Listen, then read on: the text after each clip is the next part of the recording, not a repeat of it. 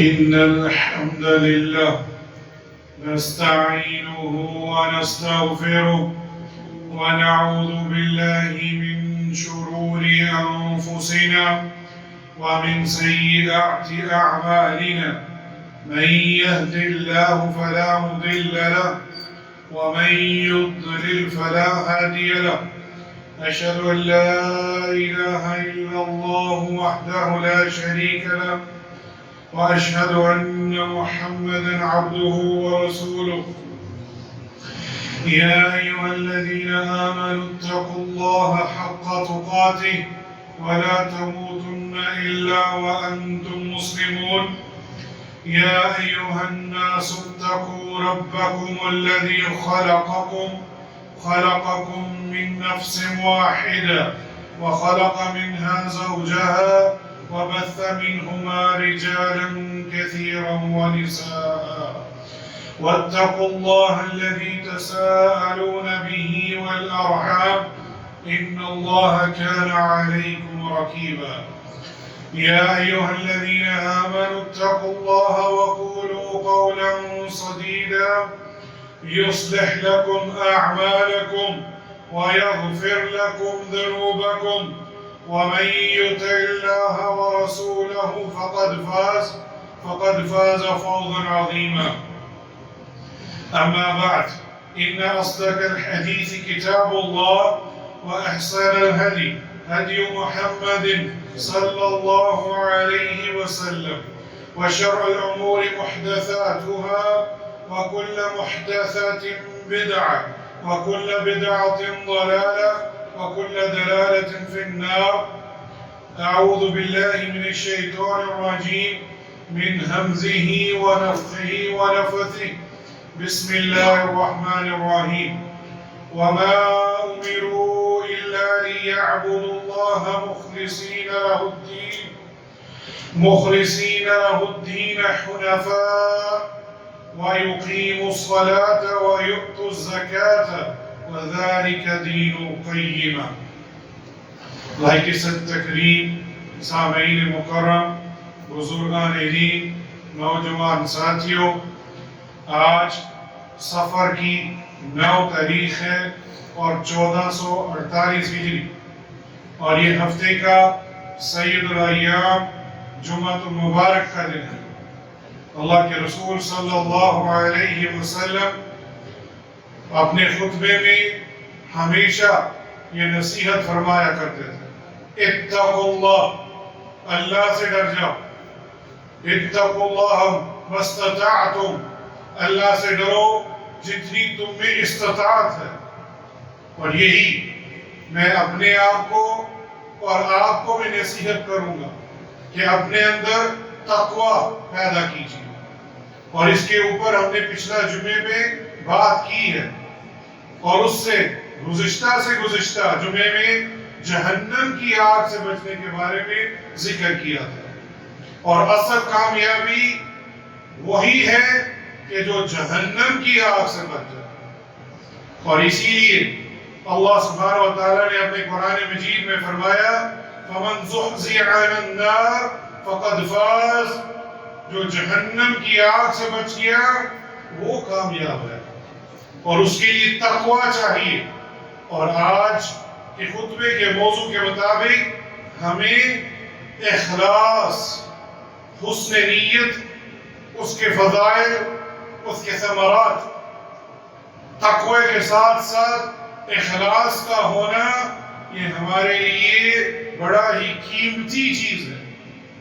ہر وہ چیز جو اللہ سبحانہ و تعالیٰ نے ہمیں عطا کی ہے، اس سے سب سے زیادہ قیمتی اخلاص ہے۔ اسی لیے اللہ سبحانہ و تعالیٰ نے سورہ البینہ آیت نمبر 5 جو میں نے آپ کے سامنے تلاوت کی ہے، وَمَا أُمِرُوا، انہیں اس کے سوا کوئی حکم نہیں دیا گیا۔ اللہ سبحانہ و تعالیٰ جب کلام کرتے ہیں تو کیا فرما رہے ہیں کہ میں نے ان کو کوئی حکم نہیں دیا الا سوائے لِيَعْبُدُوا اللَّهَ، کہ اللہ کی عبادت کرو، مخلصین لہ الدین حنفاء، اور اپنے اعمال کے اندر، عبادات کے اندر، اقوال، افعال، ہر عبادت میں اخلاص کو پیدا کرو، اسی کے لیے دین کو خالص کرو، اور یہی دین ابراہیم ہے، یعنی حنیف۔ ابراہیم علیہ السلام کا بار بار ذکر کیوں آتا ہے؟ آپ شرک سے بیدار تھے، آپ حنیف تھے، آپ توحید کی طرف مائل ہو چکے تھے، اور اخلاص میں اگر شرک سے بیداری نہ ہو، توحید کی طرف مائل نہ ہو، تو اخلاص مکمل نہیں ہوتا۔ اور پھر کیا فرمایا؟ اگر آپ نے اپنے دین کو خالص کر لیا ہے، جس طرح ابراہیم علیہ السلام نے کیا تھا اور آپ صلی اللہ علیہ وسلم نے کیا، آپ کے صحابہ نے کیا، وَيُقِيمُ الصَّلَاةَ، اب نماز کو قائم کرو، وَيُؤْتُوا الزَّكَاةَ، اور زکوٰۃ دیا کرو، وَذَلِكَ دِينُ الْقَيِّمَةِ، یہی دین سیدھا ہے، ملت پر قائم رہو۔ اللہ سبحانہ و تعالیٰ نے ہمیں بہت ساری چیزیں یہاں بیان کی ہیں۔ اس آیت کریمہ میں مفسرین، ائمہ کرام نے اس بات پر استدلال کیا ہے کہ اعمال ایمان میں داخل ہیں۔ امام ابن کثیر اپنی تفسیر ابن کثیر کے اندر فرماتے ہیں کہ ایمان قول باللسان، تصدیق من القلب، وعمل بالجوارح، تین چیزوں کا نام ہے۔ اپنی زبان سے اقرار کرنا، اور دل سے تسلیم کرنا، اور اعمال کر کے دکھانا، پھر ایمان مکمل ہوگا۔ اس تعریف کو، ان تین جز کو کبھی مت بھولیں۔ اس کی وجہ یہ ہے ہمارے معاشرے میں عمل بالجوارح، اعمال کو ایمان کا حصہ ہی نہیں مانتے۔ ایک فرقہ ہے مرجعی، وہ فرقہ اعمال بالجوارح اس کو تسلیم نہیں کرتا، اور یہ تعریف مکمل نہیں ہو سکتی ایمان کی جب تک زبان سے اور دل سے اور عمل کر کے نہ دکھائیں۔ اخلاص نیت کی اہمیت کے پیش نظر اللہ سبحانہ و تعالیٰ نے قرآن مجید میں اس بات کی بڑی تاکید فرمائی ہے، اپنی نیتوں کو صرف اللہ کے لیے خالص کریں۔ البتہ اس نیت کو خالص کرنے میں بہت ساری مشکلات ہو سکتی ہیں۔ آج ہم یہ جاننے کی کوشش کریں گے اخلاص ہے کیا؟ خلص یخلص خلوصا، اس کے لغوی معنی ہے کہ صاف ہونا، کسی بھی آمیزش کو زائل کر دینا۔ اگر دودھ پاک اور صاف ہو، اس میں ایک قطرہ گندگی کا چلا جائے، کیا وہ دودھ خالص ہوگا؟ قطعاً نہیں۔ دودھ خالص تبھی ہوگا جب اس کے اندر ایک قطرہ بھی، کوئی بھی برائی یا گندگی کا نہ جائے۔ یہی اخلاص ہے۔ ہمارے دل کے اندر عبادات میں، اقوال میں، اعمال میں خالصاً ہونا چاہیے کہ ہم اللہ سبحانہ و تعالیٰ کی اطاعت اس طرح کریں کہ ذرہ برابر بھی اس میں ریاکاری نہ ہو۔ اہل علم نے اخلاص کی جو تعریف کی ہے، جو اصطلاحی معنی میں، وہ بہت ہی قریب ترین ہے۔ میں دو تین آپ کے سامنے پیش کر دیتا ہوں۔ ایک تعریف یہ کی گئی ہے کہ اللہ سبحانہ و تعالیٰ کی اطاعت میں تنہا مقصود جاننا، کہ ہماری عبادات میں صرف اللہ ہی ہے جس کی عبادت کرنی ہے، یہ اخلاص کہلاتا ہے۔ یہ غور کیجئے، توجہ کیجئے، کیونکہ یہ اخلاص کی طرف ہماری توجہ قطعاً نہیں ہے۔ تو اللہ کی اطاعت میں ایک ماننا عبادات میں، یہ اخلاص کہلاتا ہے۔ ایک اور تعریف یہ کی گئی ہے، اخلاص یہ ہے کہ بندے کے اعمال ظاہر اور باطن ہر دو صورتوں میں برابر ہوں، ظاہراً بھی اور باطن بھی، یہ اخلاص کہلاتا ہے، اس میں ایک ہونا چاہیے۔ اور ریاکاری کیا ہے؟ اس کا مخالف، اس کی ضد، اس کو بھی جان لیجیے۔ ریاکاری یہ ہے کہ اس کا ظاہر بہتر ہوتا ہے باطن سے. یہ ریاکاری ہے. ریاکار شخص اس کا ظاہر بہترین ہوگا لیکن اس کا باطن اچھا نہیں ہوگا. یہی منافقین کی نشانی ہے. اور جبکہ اخلاص کیا ہے کہ اس بندے کا جو باطن ہے وہ بہتر ہونا چاہیے ظاہر سے. وہ زیادہ پختہ، پائیدار اور برونق ہو. اسی لیے حدیث مبارکہ میں آیا ہے کہ آپ صلی اللہ علیہ وسلم نے فرمایا جس نے تنہائی میں اپنے آپ کو پاک کر لیا وہ کامیاب ہے.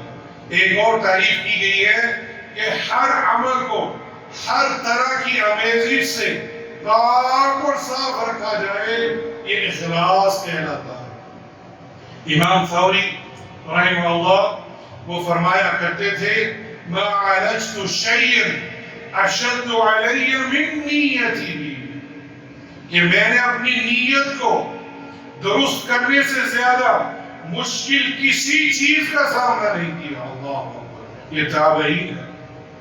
وہ سلف صالحین ہر وقت عمل کرنے سے پہلے، عمل کرنے کے دوران اور عمل کرنے کے بعد اپنے دل کو ٹٹولتے تھے کہ دیکھتے تھے کہ میں کس کے لیے عمل کر رہا ہوں. یہ بیان کرتے ہوئے مجھے ایک بات یاد ہے. علی بن ابی طالب رضی اللہ عنہ اخلاص کی مثال آپ کے سامنے پیش کرتا ہوں. وہ جہاد کر رہے تھے اور ایک کافر کو نیچے لٹا چکے تھے، اس کے اوپر اپنا گھٹنا ٹیک چکے تھے، تلوار اٹھا چکے تھے. ایک لمحے کی دیر تھی کہ اس کا سر تن سے جدا ہو جانا تھا. اس نے کیا کیا؟ اس کافر نے علی بن ابی طالب رضی اللہ عنہ کے اوپر تھوک دیا. میں اور آپ ہوتے اس کو مزید اپنی شدت کے ساتھ ایک نہیں 10 بار کرتے. لیکن علی بن ابی طالب رضی اللہ عنہ جن کو تیار کیا صحابہ کی جماعت نے، آپ صلی اللہ علیہ وسلم، آپ پیچھے ہٹ گئے. اس شدت میں، جہاد میں جب آدمی گرم جوش ہوتا ہے، کافر کو مارنے میں ہے، اس کو لٹا چکا ہے، اس نے جیسے ہی تھوکا، واللہ یہ اخلاص کی ایسی مثال ہے جو بیان نہیں کی جا سکتی ہمارے معاشرے میں، ہمیں نظر نہیں آتی. آپ پیچھے ہٹ گئے. وہ کافر حیران ہو گیا کہ یہ کیا؟ کہتے ہیں مجھے کیوں نہیں مارا؟ کہتے ہیں پہلے میں خالصاً لا الہ الا اللہ کا کلمہ بلند کرنے کے لیے صرف اللہ کی خاطر تجھے مارنے لگا تھا، لیکن جب تم نے میرے چہرے پر تھوک دیا اب میری نیت میں خلل آ گیا. اب میں اگر تمہیں ماروں گا تو یہ میں اپنی ذات کے لیے ماروں گا، میں تمہیں اپنی ذات کے لیے قطعاً نہیں ماروں گا. اللہ اکبر. ہے ایسی مثال ہمارے معاشرے میں. جہاد کر رہے ہیں اور یہ اعلیٰ عمل ہے، لیکن اس وقت بھی ان کی جماعت جو اللہ کے رسول صلی اللہ علیہ وسلم نے تیار کی تھی، اس کی ترتیب، ان کی تربیت جو اللہ سبحانہ وتعالیٰ نے آپ صلی اللہ علیہ وسلم کے ذریعے صحابہ کی تھی، اس کی مثال دیکھ لیجیے کہ اخلاص اتنا اعلیٰ تھا کہ آپ نے اس کو قتل بھی نہیں کیا. حسن نیت کی اہمیت، تمام اعمال کا دار و مدار نیتوں پر. ایک اور مثال، امام بخاری اپنی صحیح بخاری جب وہ جمع کرنے لگے تھے، حدیثوں کو جمع کرنے لگے تھے، انہوں نے خود سے گھڑی نہیں تھی. یہ غلط فہمی ہے لوگوں کو. حدیثیں لکھی ہوئی تھی اور وہ منتشر تھی، آپ صلی اللہ علیہ وسلم کے دور میں لکھی جا چکی تھی. اور امام بخاری نے فیصلہ کیا کہ میں ایک ایسی کتاب لکھوں گا جو اس کو جمع کروں گا حدیثوں کو، جو صرف صحیح حدیثیں ہوں گی. انہوں نے اس عمل کو کرنے سے پہلے پہلی حدیث کیا لکھی؟ عمر بن الخطاب رضی اللہ عنہ اس کے راوی ہے، انما الاعمال بالنیات، کہ عملوں کا دار و مدار نیتوں پر ہے. اللہ اکبر. اپنی نیت کو خالص کیا، اور یہ پہلی حدیث لے کر آئے۔ اور بتاتا چلو، دو چیزیں ہیں جو آج ہم امام بخاری کو یاد کر رہے ہیں رحمہ اللہ۔ ایک، ان کے باپ نے حلال مال چھوڑا تھا، اور انہوں نے فرمایا تھا حرام تو دور کی بات، اس میں کوئی شک بھی نہیں ہے۔ اللہ اکبر!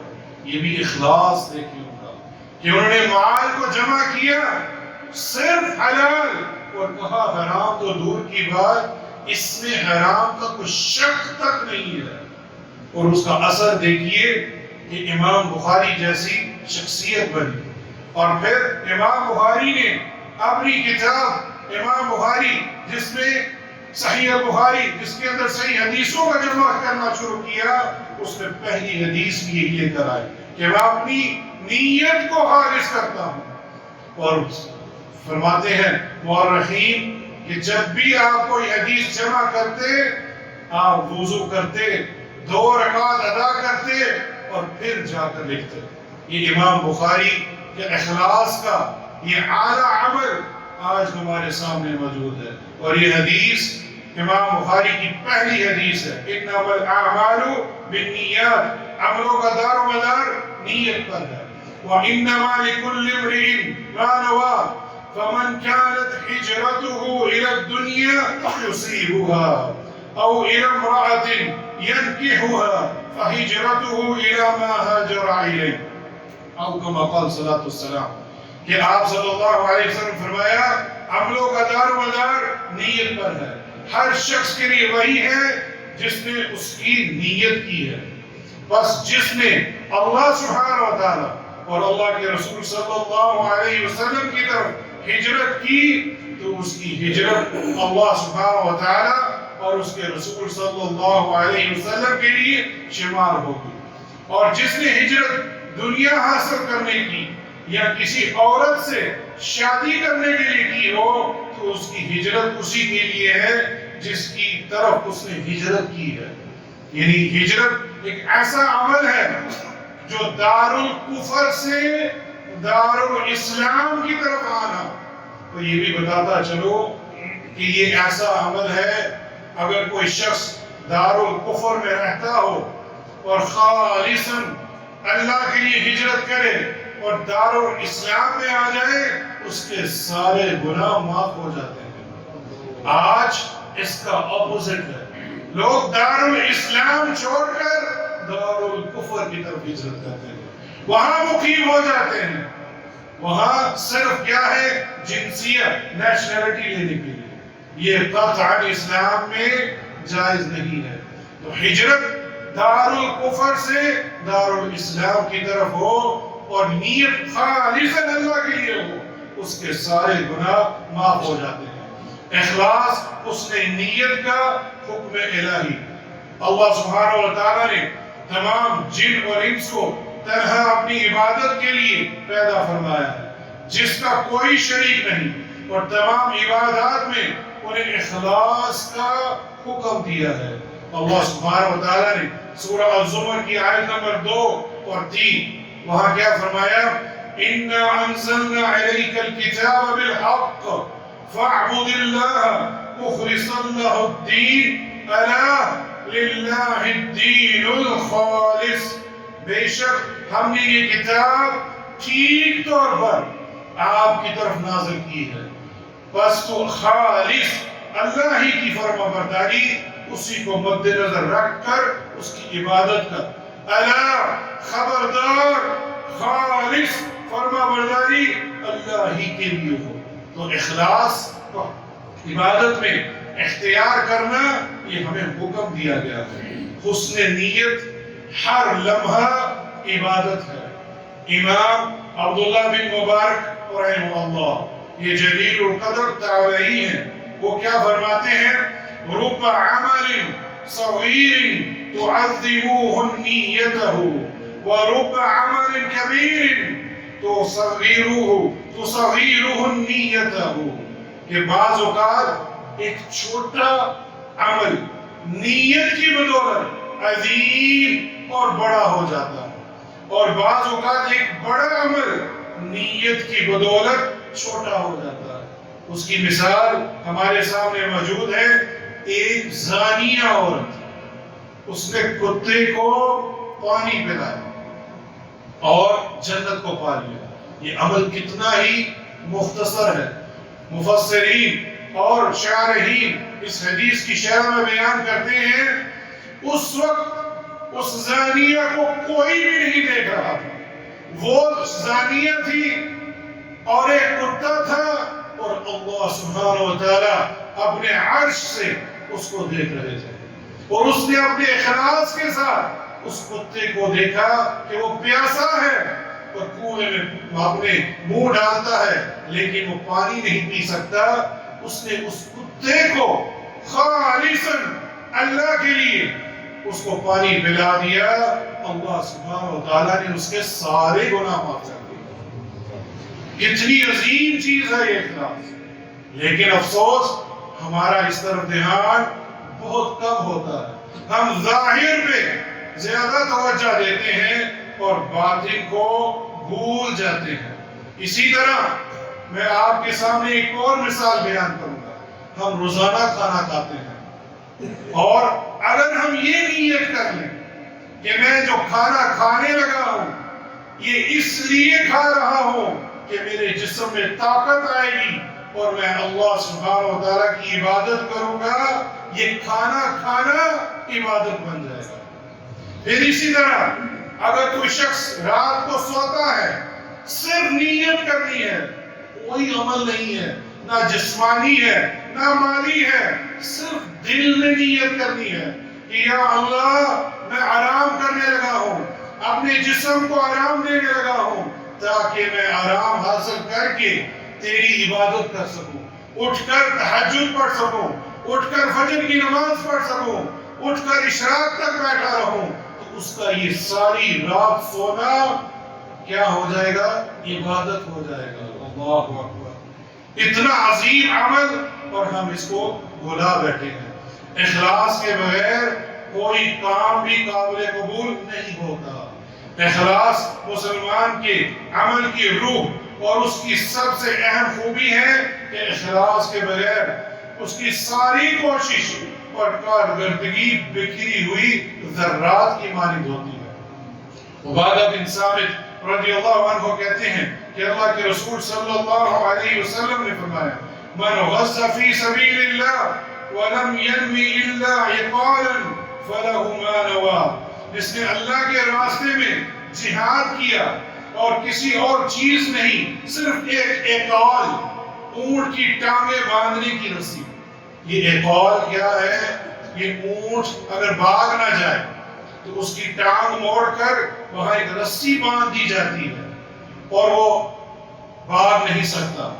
اللہ کے رسول صلی اللہ علیہ وسلم نے فرمایا کہ اگر کسی شخص نے جہاد کیا اور صرف اس وجہ سے کیا کہ میں اس کی رسی کو حاصل کر لوں، تو اس نے کچھ بھی حاصل نہیں کیا۔ اللہ اکبر! آپ صلی اللہ علیہ وسلم کے ساتھ ہے، صحابہ کے ساتھ جہاد کر رہا ہے، لیکن نیت کیا ہے؟ جنت نہیں، اللہ کی راہ میں شہید ہونا نہیں، صرف ایک معمولی سی رسی، عقال، اس کو حاصل کرنے کے لیے کیا تو اس کی نیت میں خلل آ گیا، اس کے لیے کچھ بھی نہیں ہوگا۔ پھر آپ صلی اللہ علیہ وسلم نے فرمایا، ان اللہ لا يقبل من العمل الا ما كان له خالصا ويبتغي به وجهه، او كما قال صلی اللہ علیہ وسلم، کہ اللہ سبحانہ و تعالیٰ صرف وہی عمل قبول کرتا ہے جو خالص اسی کے لیے ہے اور اس سے اللہ کی رضا مقصود اور مطلوب ہو، تو پھر وہ اللہ کے ہاں قبول ہوگا۔ اور یہ حدیث شیخ ناصر الدین الالبانی اور شیخ زبیر العدی انہوں نے حسن قرار دیا ہے۔ اسی طرح سیدنا انس بن مالک رضی اللہ عنہ سے روایت ہے کہ اللہ کے رسول صلی اللہ علیہ وسلم نے فرمایا، لا عجر الا عن حسبته ولا عمل الا بنیته، کہ نہیں ہے کوئی اجر ثواب کی امید کے اور کوئی عمل قبول نہیں ہے نیت کے بغیر۔ یہی وجہ ہے امام احمد بن حنبل رحمہ اللہ وہ فرماتے تھے العمل لا يصيح الا بنیتہ، کوئی عمل نیت کے بغیر صحیح نہیں ہو سکتا۔ اللہ اکبر۔ اسی لیے نیتوں کو درست کرنا یہ ہمارے لیے بڑی اہمیت ہے اور بہت ہی ضروری ہے۔ جس نیت پر ہم مریں گے اسی نیت پر ہم اٹھائے جائیں گے۔ سیدہ عائشہ رضی اللہ عنہ بیان کرتی ہیں کہ اللہ کے رسول صلی اللہ علیہ وسلم نے فرمایا، اور یہ حدیث متفق علیہ ہے، کہ قیامت کے قریب ایک لشکر کعبہ پر چڑھائی کرے گا، کعبہ کے اوپر اس کو گرانے کے لیے آئے گا، اور بالخصوص دوسری حدیثوں میں آتا ہے کہ امام مہدی وہاں جب اعلان کریں گے تو لوگ ان کو مارنے کے لیے دوڑیں گے۔ جب وہ مقام بیضاء ایک جگہ ہے پہنچیں گے تو انہیں اول سے لے کر آخر تک سب کو زمین میں دنسا دیا جائے گا۔ یہ سب سے بڑی نشانی ہے امام مہدی کے ہونے کی۔ کیوں؟ وہ جب آئیں گے اس کو کوئی مار نہیں سکے گا، تو جو بھی لشکر اس کو مارنے کے لیے آئے گا وہ بیضاء وہاں پہ آ کر پہلے سے لے کر آخر تک جتنے بھی لوگ ہوں گے ان کو زمین میں دنسا دیا جائے گا۔ عائشہ رضی اللہ عنہ ہماری ماں وہ بیان کیا، انہوں نے کہا کہ یا رسول اللہ اسے شروع سے آخر تک کیوں دنسایا جائے گا صلی اللہ علیہ وسلم، جبکہ وہیں ان کے بازار بھی ہوں گے اور وہ لوگ بھی ہوں گے جو ان لشکروں میں سے نہیں ہوں گے۔ اللہ اکبر۔ فراست دیکھیے کہ آپ نے کیا سوال کیا کہ اس ایریے میں بیضاء لشکر کے ساتھ بازار بھی ہیں، گھر بھی ہیں، اور کچھ ایسے لوگ بھی ہیں جو اس لشکر میں تو شامل نہیں، وہ بھی مار دیے جائیں گے۔ تو اللہ کے رسول صلی اللہ علیہ وسلم نے فرمایا اے عائشہ رضی اللہ عنہ، ہاں شروع سے آخر تک ان سب کو دنسا دیا جائے گا، پھر ان کی نیتوں کے مطابق وہ اٹھائے جائیں گے۔ اللہ اکبر۔ جس نیت سے جو شخص مرے گا اسی نیت سے اس کو اٹھایا جائے گا۔ اگر وہ بازار میں خرید و فروخت کر رہا ہے وہ اسی نیت سے اٹھایا جائے گا۔ اگر اس وقت کوئی شخص نماز پڑھ رہا ہوگا تو اسی حالت میں اسے اٹھایا جائے گا۔ اور موت تو ہمارے پیچھے لگی ہے، تو کیا خیال ہے ہم ہر وقت اپنی نیتوں کو خالص نہیں کرنا چاہیے؟ یقیناً ہمیں اپنی نیتوں کو خالص کرنا چاہیے تاکہ جب موت آئے تو ہم اخلاص کی اعلیٰ حالت میں ہوں۔ لیکن افسوس ہم کھیل کود اور چیزوں میں فضولیات میں ہم اپنا وقت ضائع کرتے ہیں اور ہمیں پتہ بھی نہیں ہوتا کہ موت ہمارے پیچھے کبھی بھی ہمیں اچک لے گی۔ ہم سن رہے ہیں حال ہی میں ایک بھائی صبح اٹھے نکلے اپنے کاروبار کے لیے، وہیں کرسی پر ان کی جان نکل گئی، انہیں پتہ بھی نہیں تھا کہ موت میرے پیچھے ہے۔ تو لہٰذا اپنی نیتوں کو خالص کیجئے، یہ نہ ہو کہ ہم اس نیت پر مر جائیں والعیاذ باللہ من ذالک اور ہمیں اس کا بہت زیادہ خسارہ اٹھانا پڑے۔ سیدنا ابو بغضاء نے کہا کہ میں نے اپنے والد ابو موسیٰ اشعری رضی اللہ عنہ سے بارہا سنا ہے، یعنی بار بار تکرار کے ساتھ سنا ہے کہ نبی کریم صلی اللہ علیہ وسلم انہوں نے فرمایا اذا مرض العبد او سافر كتب له مثل ما كان يعمل مقيما صحيحا او كما قال صلی اللہ علیہ وسلم۔ اللہ سبحانہ و تعالیٰ کی رحمت کی یہ حدیث ہے کہ جب بندہ بیمار ہوتا ہے یا سفر کرتا ہے تو اس کے لیے ان تمام عبادات کا ثواب لکھا جاتا ہے جنہیں وہ صحت بیمار ہونے سے پہلے صحیح حالت میں صحت میں ادا کرتا تھا اور سفر سے پہلے وہ جب وہ اعمال کیا کرتا تھا۔ اندازہ کر لیجئے اگر کسی شخص نے صحیح صحت کے ساتھ عبادات کی ہو تو وہ بیمار پڑ جائے، اللہ سبحانہ و تعالیٰ اس بیماری کی حالت میں اس کے اخلاص کی وجہ سے اس کے نامہ اعمال میں وہ اعمال لکھتے رہتے ہیں، بھلے ہی وہ بہت مشکل سے کر رہا ہو۔ یہ اللہ غفور الرحیم نہیں ہے تو اور کیا ہے؟ یہ دین آسان نہیں ہے تو اور کیا ہے؟ ام المومنین عائشہ رضی اللہ عنہ نے خبر دی کہ اللہ کے رسول صلی اللہ علیہ وسلم نے فرمایا ما من امر تكون له صلاة بالليل يغلبوه عليها نوم إلا كتب له أجر صلاته وكان نومه عليه صدقة أو كما قال صلی اللہ علیہ وسلم. کوئی شخص جو رات کو تہجد پڑھتا ہو اور کسی رات اس پر نیند غالب آ جائے، یعنی وہ شخص رات کو تہجد پڑھنے کا عادی ہے لیکن ایک رات ایسی آئی کہ نیند اس پر غالب آ گئی، وہ نہ اٹھ سکا تو اس کے لیے نماز کا ثواب لکھ دیا جاتا ہے، اس کی نیند پر اس کو صدقہ دیا جاتا ہے. اللہ اکبر. اور یہ حدیث بھی شیخ ناصر الدین الالبانی اور شیخ زبیر علی زئی نے اس کو حسن قرار دیا ہے. تو میرے بھائیوں، اپنے اعمال اللہ کے ہاں درست پہنچانے ہیں یا قبول کیے جائیں تو اپنے اخلاص کو درست کیجئے. اقول ما تسمعون واستغفر الله لي ولكم من كل ذنب فاستغفروه انه هو الغفور الرحيم.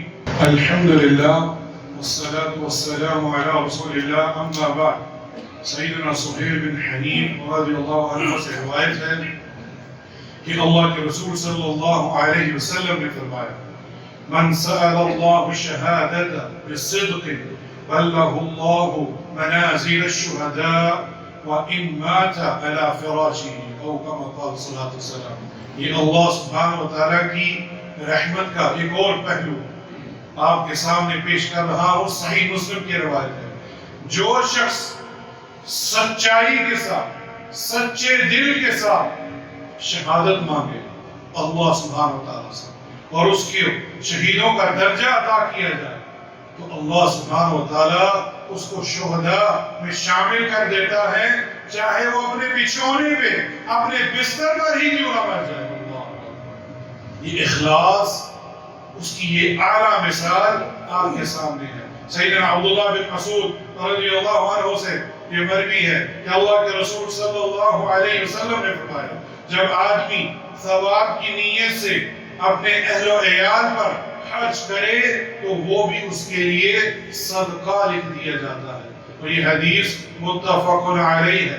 اسی طرح سیدنا سعد بن ابی وقاص سے روایت ہے کہ اللہ کے رسول صلی اللہ علیہ وسلم نے فرمایا بے شک تو جو کچھ خرچ کرے اس سے تیری نیت اللہ کی رضا حاصل کرنی ہو تو تجھ کو اس کا ثواب ملے گا، یہاں تک کہ اس پر بھی جو تو اپنی بیوی کو لقمہ کھلاتا ہے. اللہ اکبر. اپنی بیوی کو، اپنے بچوں کو ایک لقمہ بھی کھلانا صرف اس نیت سے کہ میں ان کے اوپر لقمہ کھلاؤں گا تو اللہ سبحانہ وتعالیٰ مجھے اس کا اجر دیں گے تو وہ بھی آپ کے نامہ اعمال میں صدقہ لکھ دیا جاتا ہے. تو لہذا میرے بھائیوں، یہ خلاصہ ہے، اپنی نیت کو درست کیجیے. اور یہی فقدان ہے ہمارے معاشرے میں. ہم کاروبار کرتے ہیں، لین دین کرتے ہیں، ایک ایسا شخص آ جائے جس کو ہم جانتے نہ ہو، آپ سب کے خیال میں آئے گا کہ شاید یہ ہمیں دھوکہ دینے آیا ہے. یہ ہماری حالت ہے. یہ معاشرہ ہونا تو یہ چاہیے تھا کہ اگر کوئی شخص آئے اور وہ مسلمان ہو تو اس کے ساتھ آنکھیں بند کر کے اپنے کاروبار کے معاملات کریں. کیوں؟ کیونکہ یہ دین کو اپنے اندر مقدم رکھتا ہے، اللہ کا تقوی اس کے اندر ہے، یہ دھوکہ نہیں دے گا. لیکن ہمارا معاشرہ وہ معاشرہ بن چکا ہے کہ ہم ایک عام آدمی جس کو ہم جانتے نہیں ہیں، پہلی سوچ یہ آتی ہے کہ ہمیں دھوکہ دے گا. صحابہ کے دور میں ایسا نہیں تھا. صحابہ کے دور میں عبد الرحمن بن عوف رضی اللہ عنہ، یہ مثال اس لیے بیان کر رہا ہوں کہ اپنی اصلاح کر سکیں. بالخصوص میں سب سے پہلے وہ ہجرت کر کے مدینہ آتے ہیں. اللہ کے رسول صلی اللہ علیہ وسلم نے ایسی جماعت تیار کی تھی. وہ کیا فرماتے ہیں کہ عبد الرحمن بن عوف وہ بازار کا راستہ پوچھ رہے ہیں اور وہ انصاری صحابی کہہ رہے ہیں میں اپنی آدھی دولت تجھے دیتا ہوں اور میری 2 بیویاں ہیں، ایک کو طلاق دے دیتا ہوں، عدت کے بعد اس سے شادی کر لینا. ایسی مثال آج لا سکتے ہیں ہم؟ قطعاً نہیں. لیکن عبد الرحمن بن عوف رضی اللہ عنہ وہ بھی جلیل القدر صحابی 10 مبشرہ میں سے تھے. انہوں نے کہا نہیں مجھے دونوں چیزیں نہیں چاہیے. بارک اللہ فیکم، اللہ تیری اس سے رزق میں برکت دے، مجھے بازار کا راستہ دکھا دے، میں خود ایک اچھا تاجر ہوں، میں اس سے تجارت کر کے مال کما لوں گا اور حلال. اور مورخین لکھتے ہیں جب آپ کی وفات ہوئی عبد الرحمن بن عوف یہ 10 مبشرہ صحابی ہیں، پہلے صف کے نمازی ہیں. آپ کی 4 بیویاں تھیں، 90 کلو سونا آپ کی بیویوں کو دیا گیا تھا ان کی وراثت میں. اور کیوں؟ اخلاص، اللہ کا ڈر، نیت صاف تھی، تقوی اللہ کا. اللہ کی راہ میں 1100 اونٹ ایسے ہی قربان کر دیا کرتے تھے، اللہ کی راہ میں دے دیا کرتے تھے. آپ نہیں سوچتے تھے. کیوں؟ آپ صحابہ کی جماعت ان کی نظر جنت کے اوپر تھی، اس دنیا میں نہیں تھی. کیوں؟ ہوا منصورا، جو کچھ بھی اس دنیا میں ہے سب کچھ ہوا میں اڑا دیا جائے گا. یہ میری زمینیں، یہ میرے بنگلے، یہ ساری چیزیں سب کچھ اڑ جانا ہے. تو باقی کیا رہنا ہے؟ اعمال. اور اعمال کب قبول ہوں گے؟ اخلاص کے ساتھ. اللہ سبحانہ وتعالی ہمیں اخلاص عطا فرمائے. ان اللہ وملائکتہ یصلون علی النبی یا ایھا الذین آمنوا صلوا علیہ وسلموا تسلیما. اللهم صل على محمد وعلى آل محمد كما صليت على إبراهيم وعلى آل إبراهيم إنك حميد مجيد. اللهم بارك على محمد وعلى آل محمد كما باركت على إبراهيم وعلى آل إبراهيم إنك حميد مجيد. بہت سارے بھائیوں نے بیماروں کی شفا کے لیے ان کی یہ دعا کی جائے کہا ہے. بالخصوص ہمارے بھائی رضوان جو ہماری اس فیکٹری میں کام کرتے ہیں، ان کے والد محترم بیمار ہیں. اللہ سبحانہ وتعالیٰ انہیں شفائی کاملہ اور عاجلہ عطا فرمائے. اسی طرح ابرار بھائی ان کے والد وہ بھی بیمار ہیں، یا اللہ ان کو بھی شفائی کاملہ اور عاجلہ عطا فرمائے. ہمارے ایک عظیم بہت ہی اچھے ساتھی، ان کے والد اور خود وہ دونوں ہی بیمار. والد کو فالج ہوا ہے اور ساجد بھائی ان کا آپریشن ہوا ہے. اللہ سبحانہ وتعالیٰ دونوں کو شفاء کاملہ اور عاجلہ عطا فرمائے. اور جس نے بھی مجھے کہا ہے دعا کے لیے، یا اللہ تمام بیماروں کو شفاء کاملہ اور عاجلہ عطا فرما. میری بہن کو بھی شفاء کاملہ اور عاجلہ عطا فرما. میری ماں کو بھی شفاء کاملہ اور عاجلہ عطا فرما. یا اللہ تو غفور الرحیم ہے، تمہیں کن فیکون کہنا ہے اور تمام بیماروں کو شفا مل جائے گی. اور یا اللہ جو بیمار ہیں ان کو صبر کرنے کی توفیق عطا فرما. کیوں صبر کریں گے؟ ان کو گناہ کا کفارہ ہوگا. یا اللہ ہمیں 5 وقت کا نمازی بنا. یا اللہ ہمارے اندر اخلاص کو ڈال دے تاکہ ہمارے اعمال قبول ہوں. یا اللہ جب موت آئے تو ہماری ایمان کی اعلیٰ حالت میں ہو، ہمارے دل میں اخلاص بڑا ہو، اور پھر ہم اللہ سبحانہ وتعالیٰ کو جا کر ملے. اللہم اغفر لذنبی کلہ دکہ و جلہ و اولہ و آخرہ و علانیتہ و سرہ. ربنا آتنا فی الدنیا حسنہ وفی الآخرۃ حسنہ وقنا عذاب النار. ربنا اغفر لی ولوالدی وللمؤمنین یوم یقوم الحساب. ربنا تقبل منا انک انت السمیع العلیم وتب علينا إنك أنت التواب الرحيم. عباد الله إن الله يأمر بالعدل والإحسان وإيتاء ذي القربى وينهى عن الفحشاء والمنكر والبغي يعظكم لعلكم تذكرون وأقيموا الصلاة.